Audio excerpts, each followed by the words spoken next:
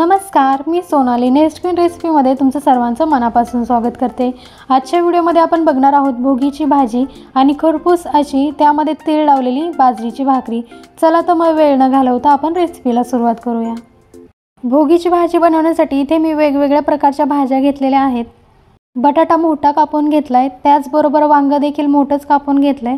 त्यानंतर आपल्याला लागणार आहे वाटाणा, हरभरा, पावटा, वालाची शेंग, पापडी वाल, गाजर, अर्धा टोमॅटो घेतलेला आहे चिरून। त्यानंतर भुईमुगाच्या शेंगा असतात त्यामधल्या शेंगदाणे घेतलेले आहेत। 4 ते 5 बोरं घ्यायचे आहेत। या सगळ्या भाज्या आपल्याला भोगीची भाजी बनवायला लागणार आहेत। तर या सगळ्या भाज्यांचं प्रमाण मी अर्धी वाटी असं घेतलेलं आहे। या सगळ्या भाज्या धुवून घ्यायच्या। त्यासाठी एका पातेल्यामध्ये मी या सगळ्या भाज्या काढून घेते। भाज्या पातेल्यामध्ये घातल्यानंतर 2 ते 3 पाण्याने स्वच्छ धुवून घ्या। यामध्येच आपल्याला परत पाणी घालायचं आहे, म्हणजे यामधल्या भाज्या आपल्या काळ्या पडणार नाही। तर भोगीच्या भाजीसाठी जे वाटण लागणार आहे ते पाहूया। कढई तापायला ठेवलेली आहे, त्यामध्ये मी घालते 2 चमचे शेंगदाणे। शेंगदाणे आपल्याला चांगले भाजून घ्यायचे आहेत। तर खरपूस रंगावरती आपल्याला हे शेंगदाणे भाजून घ्यायचे आहेत। शेंगदाणे चांगले भाजले गेले की याला आपण काढून घ्यायचं आहे। यानंतर कढईमध्ये मी घालते खोबरे। तर खोबरे मी इथे उभं चिरून घेतलेलं आहे। तुमच्या मिक्सरच्या भांड्यामध्ये जर खोबरं बारीक होत नसेल तर खिसून घ्या। खोबरे थोडा वेळ परतून झालं की यामध्ये आपल्याला घालायचे आहेत पांढरे तीळ। पांढरे तीळ घातल्यानंतर मी यामध्ये घालायचं आहे थोडंसं तेल। तेल घातल्यानंतर याला आपल्याला थोडंसं रंग बदलेपर्यंत परतून घ्यायचं आहे। तर तुम्ही पाहू शकता आपण चांगलं भाजून घेतोय तीळ। खोबरं आणि तीळ चांगलं परतलं गेलं आहे। आता याला एका ताटामध्ये काढून थंड करून घ्यायचं आहे। वाटण थंड झाल्यानंतर याला आपल्याला बारीक करून घ्यायचं आहे। त्यासाठी मिक्सरच्या भांड्यामध्ये काढलेलं वाटण मी काढून घेते। त्याचमध्ये आपल्याला अर्धा इंच अद्रक व 7 ते 8 लसूण पाकळ्या घालायच्यात। त्यामध्ये थोडीशी कोथिंबीर आणि पाणी घालून आपल्याला मिक्सरमध्ये हे बारीक वाटून घ्यायचं आहे। तुम्हाला आवडत असेल तर यामध्ये 1 कांदा तुम्ही भाजून देखील घालू शकता। आता तुम्ही पाहू शकता मस्त आपली भोगीची भाजी बनवण्यासाठी पेस्ट तयार झालेली आहे, म्हणजेच आपलं वाटण तयार झालेलं आहे। आता आपण भोगीची भाजी बनवायला घेऊया। भोगीची भाजी बनवण्यासाठी इथे मी कढई तापायला ठेवलेली आहे। यामध्येच घालते 2 मोठे चमचे तेल आणि त्यानंतर घालते 1 लहान चमचा जिरे आणि मोहरी। जिरे आणि मोहरी चांगली तडतडली की यामध्ये आपल्याला घालायचं आहे वाटण। बारीक वाटून घेतलेलं सगळं वाटण मी यामध्ये घालते। वाटण चांगलं परतून घ्यायचं आहे। याचा रंग बदलेपर्यंत याला मिक्स करून घ्यायचं आहे। तर तुम्ही पाहू शकता याचा रंग बदललेला आहे। आता यामध्येच आपल्याला घालायचं आहे थोडंसं पाणी। वाटणाचं जे पाणी शिल्लक होतं तेच पाणी मी यामध्ये घालते आणि पुन्हा आपल्याला एकदा चांगलं याला परतून घ्यायचं आहे। आता मसाले घालूया। तर त्यासाठी 1 लहान चमचा हळद, त्यानंतर कांदा लसूण मसाला घातला आहे 1.5 चमचा, त्यानंतर धना पावडर घातलेली आहे 1 चमचा आणि रंग चांगला यावा यासाठी बेडगी मिरची पावडर घातलेली आहे। आता हे मसाले चांगले तेल सुटेपर्यंत आपल्याला परतून घ्यायचं आहे।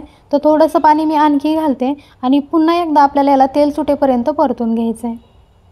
2-3 मिनटं परतल्यानंतर तुम्ही पाहू शकता ग्रेव्हीला तेल चांगलं सुटलेलं आहे। आता यामध्ये आपल्याला सगळ्या भाज्या घालून घ्यायच्या आहेत। यामध्ये मी सगळ्या भाज्या घालून घेतलेल्या आहेत। तर भाज्या आपल्याला चांगलं मिक्स करून घ्यायच्या आहेत। वाटण चांगलं तेल सुटेपर्यंत परतलं की भाजीला तर्री देखील चांगली येते।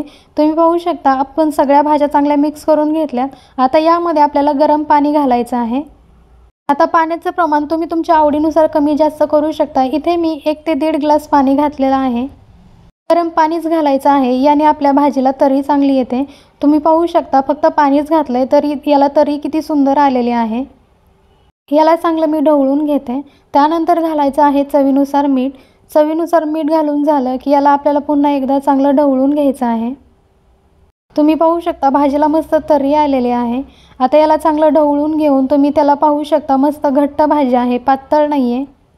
यावरती आता मी झाकण ठेवते आणि भाज्या शिजवून घ्यायच्या आहेत। तर 10 ते 15 मिनटं आपल्याला ह्या भाज्या शिजवून घ्यायच्या आहेत। 5 मिनिटानंतर तुम्ही पाहू शकता भाजीला चांगली उकळी आलेली आहे। भाजी आपल्याला कमी गॅसवरती शिजवून घ्यायची आहे, म्हणजे आपल्या भाज्या चांगल्या शिजल्या जातात। 10 ते 15 मिनटं झालेले आहेत। आता मी भाजीवरचं झाकण काढते। तर तुम्ही पाहू शकता मस्त आपली भाजी तयार झालेली आहे। तर्री देखील मस्त आलेली आहे। भोगीची भाजी आपली तयार झाली। मस्त सगळ्या भाज्या आपल्या शिजलेल्या आहेत। आता ह्या भाज्या आपल्याला शिजल्यात का नाही ते एकदा चेक करायचे। त्यासाठी पळीमध्ये मी बटाटा घेतलाय। तर मी याला चेक करते शिजले का नाही। बघा सहज 2 तुकडे होत आहेत, म्हणजे आपली भाजी तयार झालेली आहे, चांगली शिजले गेलेली आहे। यावरती आपल्याला बारीक चिरून घेतलेली कोथिंबीर घालायची आहे। मस्त भोगीची भाजी तयार झाली। आता गॅस बंद करूया। त्यानंतर आपल्याला बाजरीची भाकरी बनवायला घ्यायची आहे। तर बाजरीची भाकरी बनवण्यासाठी इथे मी 2 भाकरी होतील एवढं पीठ घेतलेलं आहे। यामध्ये आपल्याला पाणी घालत घालत हे पीठ मळून घ्यायचं आहे। तवा देखील आपल्याला लगेच तापायला ठेवायचा आहे, म्हणजे इकडे आपली भाकरी तयार होते तोपर्यंत तिकडं तवा आपला तापला जातो। भाकरीचं पीठ चांगलं मळलं गेलं आहे। आता यामधला मी एक उंडा घेते। तर याची आपल्याला भाकरी थापायची आहे। त्यासाठी खाली थोडंसं कोरडं पीठ टाकायचं आहे आणि भाकरी आपल्याला या पद्धतीने चांगली थापून घ्यायची आहे। एका हाताने भाकरी थापून घ्यायची आहे व दुसरा हात आपल्याला बाजूला ठेवायचा आहे, म्हणजेच भाकरीचा आपला आकार गोल गरगरीत येतो। तुम्ही पाहू शकता या पद्धतीने आपल्याला चांगली भाकरी थापून घ्यायची आहे। आता यावरती आपल्याला पांढरे तीळ घालायचं आहे। तर तुम्ही पाहू शकता मी व्हिडिओमध्ये दाखवते त्या पद्धतीने आपल्याला ही सगळी प्रोसेस करायची आहे। तीळ घातल्यानंतर हलक्या हाताने मी आणखी एकदा भाकरी थापून घेते। तर तुम्ही पाहू शकता इथे आपली भाकरी तयार झाली। आता तवा गरम करायला ठेवला होता, तवा गरम झालाय। आता यावरती आपल्याला भाकरी टाकायची आहे।